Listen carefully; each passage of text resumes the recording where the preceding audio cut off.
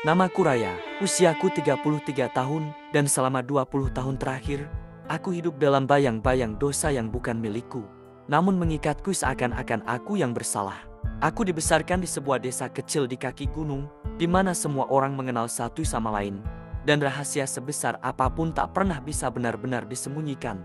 Tapi keluargaku pandai berpura-pura, kami tersenyum di depan orang lain, meski di dalam rumah, suara tangisan ibu tak pernah benar-benar hilang. Ayahku, seorang petani keras kepala, bukan pria yang hangat. Ia tak banyak bicara, tapi tangannya bicara terlalu sering terutama pada ibu.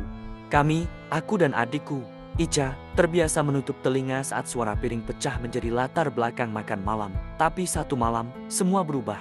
Malam itu hujan, petir menggelegar tanpa jeda, dan aku mendengar suara jeritan ibu dari dapur, bukan jeritan biasa tapi jeritan minta tolong. Aku berlari, dan untuk pertama kalinya aku lihat ayah mengangkat kursi, bukan hanya tangan kosong, dan melemparkannya ke tubuh ibu yang kurus. Ibu terjatuh, kepalanya membentur meja.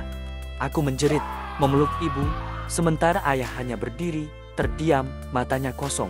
Keesokan harinya, ibu meninggal, kata dokter, karena benturan keras di kepala. Tapi di desa kami, tak ada yang menanyakan lebih jauh. Polisi hanya datang sebentar, lalu pergi. Ayah tidak dipenjara. Ia hanya bilang ibu terpeleset, dan semua orang percaya atau pura-pura percaya. Sejak saat itu, aku berhenti percaya pada keadilan.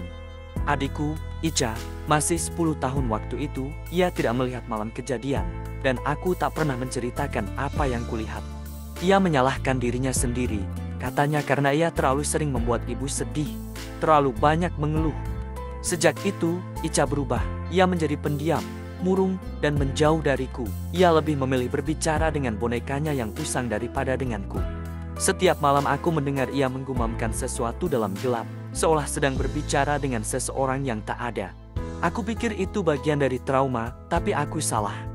Suatu hari, aku menemukan surat kecil di bawah bantal Ica, tulisan tangannya berantakan, tapi jelas. Aku akan pergi ke tempat ibu, di sana lebih tenang, di sini terlalu gelap. Aku panik, aku cari Ica kemana-mana. Aku cari ke hutan belakang rumah, ke sungai tempat kami dulu bermain. Tapi aku terlambat, tubuh Ica ditemukan tergantung di pohon jambu, dengan mata terbuka lebar. Ia seperti masih menatap langit. Aku tak pernah bisa melupakan wajahnya. Setelah kematian Ica, aku mulai bicara pada diri sendiri, mengapa aku masih di sini, mengapa Tuhan membiarkan semua ini terjadi.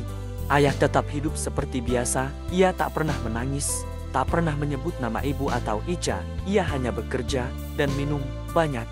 Sampai suatu malam, aku melihatnya duduk di ruang tengah dengan surat di tangan, surat wasiat. Ia menulis pengakuan tentang bagaimana ia memukuli ibu, tentang bagaimana ia membiarkan Ica menderita, tentang bagaimana ia merasa sudah mati sejak lama, tapi tubuhnya masih berjalan. Pagi harinya, ia tewas, racun tikus. Dan aku sendirian. Bertahun-tahun berlalu, aku pindah ke kota, menjadi guru di sekolah kecil. Tapi setiap malam aku masih mendengar suara ibu memanggil, suara Ica menangis, dan suara ayah menutup pintu dengan keras. Setiap ulang tahun Ica, aku membeli boneka baru dan menaruhnya di bawah pohon jambu. Setiap malam hujan, aku menyalakan lilin untuk ibu. Dan setiap kali aku melihat cermin, aku bertanya pada diri sendiri, mengapa aku hidup? Orang bilang waktu menyembuhkan segalanya, tapi tidak. Waktu hanya membuat kita pandai menyembunyikan luka, tapi lukanya tetap di sana.